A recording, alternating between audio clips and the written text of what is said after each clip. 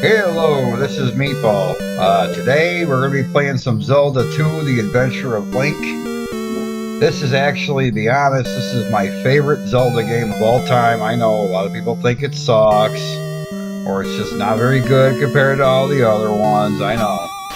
Don't get me wrong, I love Zelda 1, I love Link to the Past, I love all the Game Boy games. I stopped paying attention to Zelda from Ocarina of Time on because I don't like the whole 3D, I don't like what they turned Zelda into once it went to 64, so now I don't play them anymore. But I love all these old Zelda games, and I love this game. I don't know why. I play it a million times, Now, I am not a speedrunner.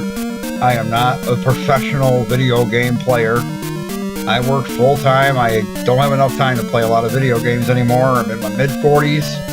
I've never posted a YouTube video in my life, so cut me some slack in the comments for the overall quality of this video. Probably won't be that great. I'm recording this on an emulator because I have no way to record anywhere close to decent footage of me playing it on a television on an actual NES. So anyways, I'm not using any hacks. Not using any Game Genie or anything like that. I'm not going to use any glitches that this game has.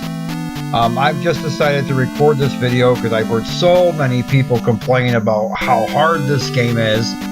And this is just one of those games where people would say, oh man, that game is so hard. And I'd be like, I don't understand. Why is it that hard? I never really had a big problem with this. I've played this game more than once where I didn't even lose a life. So anyway, but it's only this one game. So I mean, you have me play Contra or something, I can't beat the first level. So anyway, without further ado, let's play this. We're going to record it in chunks, and just so you know, from this first video, it's going to go from the beginning of the game all the way to the end of the first palace. And then look at my other videos and you'll find all the other videos for all of the other parts of the game. And if you're having any trouble, I've tried to make the titles of the videos specific enough so you can narrow it down to which video you need to watch if you need a little push in the right direction on this game. But yeah, this is how I prefer to play the game. My techniques that I use. There are definitely other people out there with their own personal techniques that they like to use. I'm not saying this run through I'm not going to die a couple times, but even still, it really isn't that hard of a game. In my opinion, I think a lot of the reason people have a lot of difficulty with it is because they got to get used to doing things a certain way. So this is the way that I play the game, and I'll explain as we're going, exactly what I'm doing. Alright, I got my character set up, Link, at the very beginning of the game. The first thing that I prefer to do from here, we're going to go get a magic container immediately. Why not? Right? And you could wait until after you beat the first dungeon, or the first palace, I keep calling them dungeons. But then you would have the candle and you'd be able to see in here. But it's really easy. You can see the little feet of those guys crawling at you. So you just duck and attack them. Over here there's Octo Rocks in each one of those pits. Just duck. You already killed one that blocked the 2 rocks. Jump real quick. Now you only got one left. Just do it like that and you're good. Now what he dropped in that hole is going to be a blue magic container, which is useless to us because we have full magic. So now you just walk out of here. Boom, we already leveled up our magic by a full bar. So walk out of here. Now as far as the leveling up goes, I'm not going to even influence that. When these little monsters hit you, you get sucked into these scenes. They're useful sometimes. I mean, if you're trying to build some experience to get to the next levels, I mean, you can intentionally get caught by these guys. If you get caught in the road, it'll just be an empty screen. You'll just walk out of it. There's no enemies there. If you get caught by the big ones, you're going to have to fight. It's going to be a little harder. If you get caught by the small little little black blobs. It's going to be the easier version. And you can try to avoid them, but sometimes it's good because you get a little extra experience when you kill that stuff. The reason I came in here is because of this tea bag. That's going to give us our first life level up. And so what I mean by not influencing the level ups is I'm just going to take them as they give them to me. You can bank them, so you can select off of there and say, nah, I don't want to level up my life right now. You're going to bank those points until you get to the excuse me, until you get to the next level. Now, this is our first town. If you lost any life, you can talk to her and she'll restore your life for you. Or you can come over here and we're going to talk to the lady that's about to come out of this door. She's going to give us our first magical spell of the game.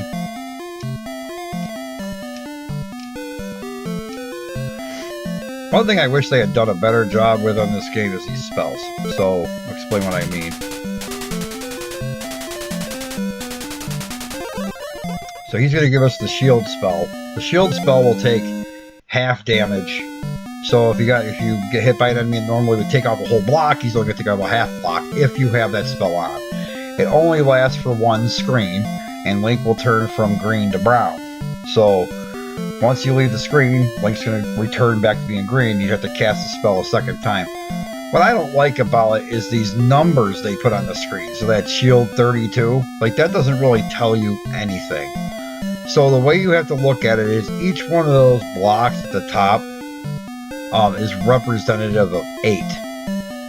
Okay, so basically 32 is going to take 4 blocks off the top. So it's going to wipe out almost all your magic when you're on level 1, just to use shield one time. Sounds crazy. Now as you level that magic up, that 32 will drop. Eventually it'll become 8. And that's basically how that, well, kind of how that works. It's not exactly right, but you get the drift. The higher number that is, the more magic it'll take. But it would have been a lot easier if they just, instead of putting, you know, that 32 there, they put like the number of blocks it would take off your current meter or something like that. Because like when you're a little kid and you're playing this, it's very confusing.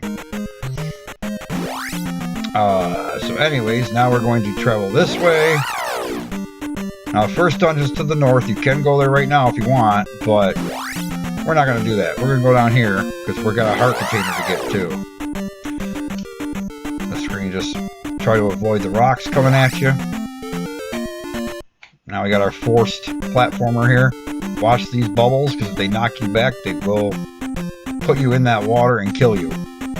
Be very careful not to jump if there's a bubble coming up near the edge. We're going to go across there real quick, and boom, that wasn't too bad. Let's go down here. I usually stand here for a second, back right back off again.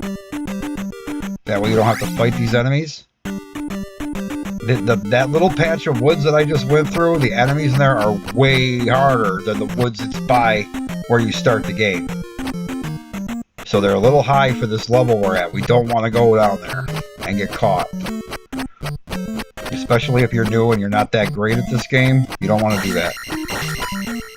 So you jump down here, try to block his boomerangs with your shield. See, we've already leveled up our life and our magic by a block.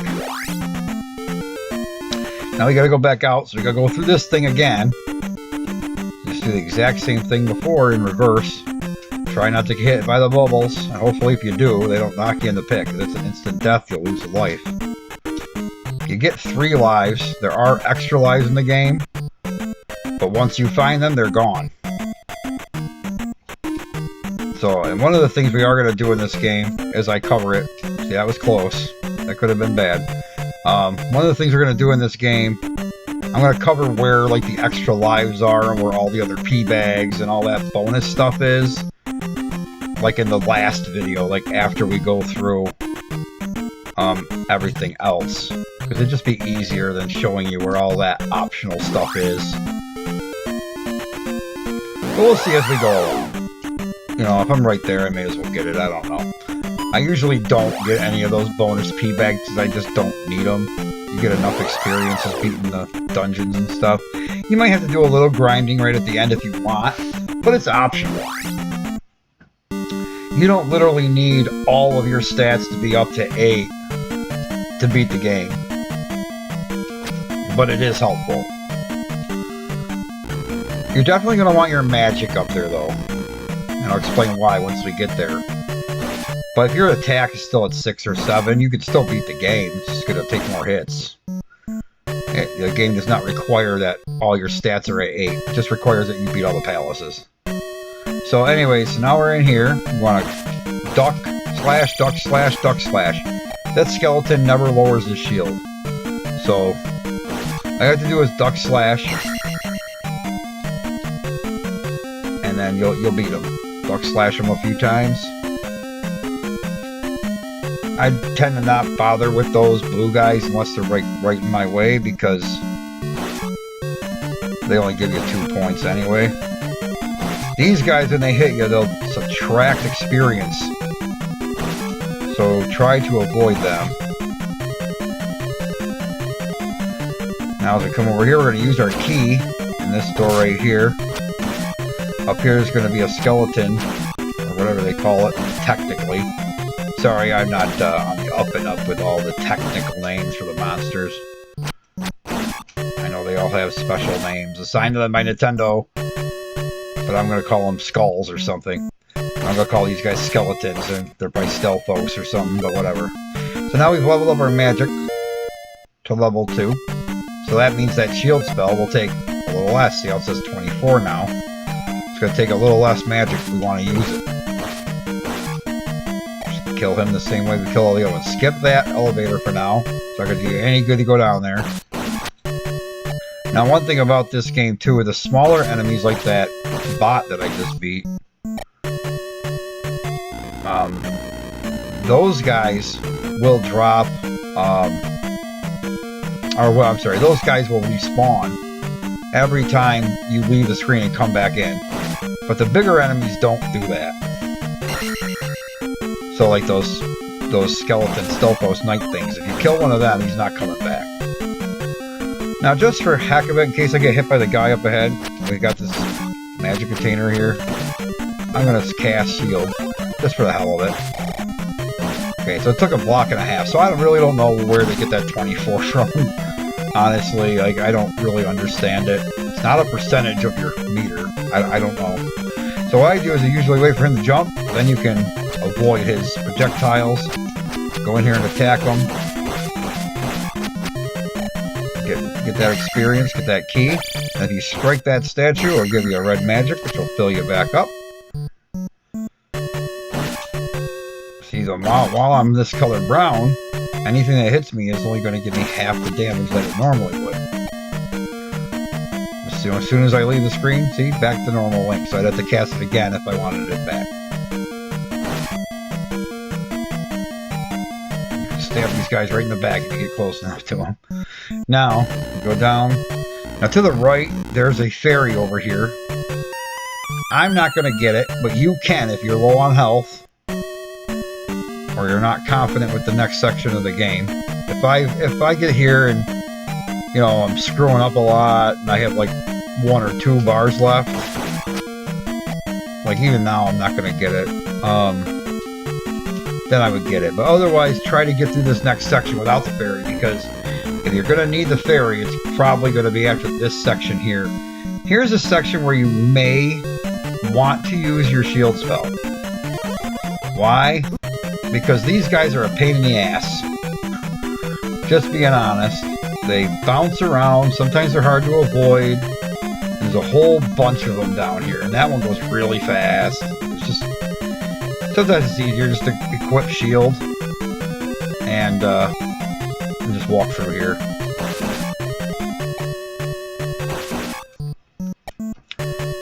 Now, there's going to be a 50 P bag over here. You have to duck and slash really quick so you don't fall in the lava.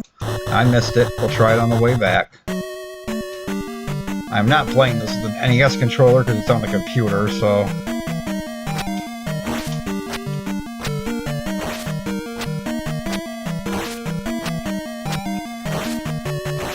attack this guy till he dies. He should drop a red magic. Every 6th large enemy you kill is going to drop a red magic or a P-bag. We're going to cast shield again. Refill our magic. Now, I know I'm almost dead, but with these gold knights, you can preview where they're going to try to strike you. See what I mean? You can see what he's going to do before he does it. Now, a lot of guys like to do this weird jumping ambush attack thing on these guys. I don't like that. I just can't get the hang of it. I've always beaten them like that, and I've never had a problem. Now, what's nice is every time your life levels up, it fills your life gauge. So now, I just went from almost dead to full life. Which, that's awesome. So now we got the candle, so now we'll be able to see in all those caves that were dark before. Now, something weird, that statue up there has a red magic container in it, but we can't even get to it because we don't have the jump spell at level 1, so I don't know why the developers even put it in there. Your guess is as good as mine. There, we got it that time. Just skip right over those guys there. Now we're gonna head this way. At the end of this dungeon, we'll be done with this video, and just to let you know ahead of time, cast shield again here if you want. Anyways, just to let you know ahead of time, the next video is going to be from leaving this dungeon and then everything we do leading up to the second dungeon. So that's actually quite a bit of stuff, the way I play the game. Now here we go again. This is our last opportunity to get this fairy, so I'm just going to get it even though I'm not even one full bar down. We're going to go down here. We're going to head to the right. We're going to have to fight another one of these guys. Just remember, attack where his shield isn't. When you see him backswing his sword, you want to try to duck or stand up, depending on what you're doing and what he's doing. You'll take a hit now and then, but you can usually get by those guys without taking too much damage. There we go. Now our attack goes up to level 2, so now everything will take a few less strikes to kill. So we're going to wait for this red guy to jump like that, and we can go through easily without having to worry about taking a hit. Just kind of slowly approach him and slash. He'll end up walking right into your sword. If you approach him too hard, you're going to take damage. Now this guy here should either drop a P-bag or another red magic.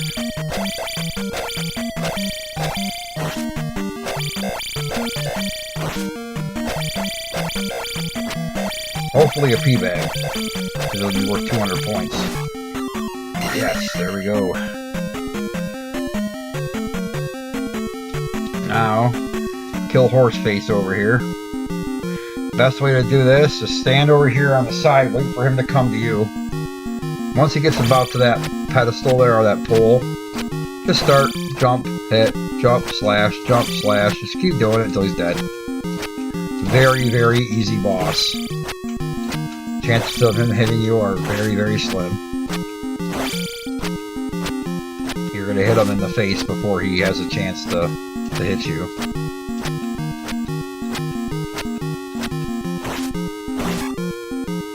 And he's dead. And we've leveled up our magic. And as soon as we put the crystal on the pedestal, we're going to level up again. When you get on this pedestal and put the crystal here, it's going to refill your magic, refill your health, and it's going to bring your experience points up to the next level. So in this case, we're getting life number 4 already. Our life is already halfway to the max, which is 8, after 1 palace. So there we go, guys. That's the end of the first palace. Go ahead and watch my next video, and we'll see you next time.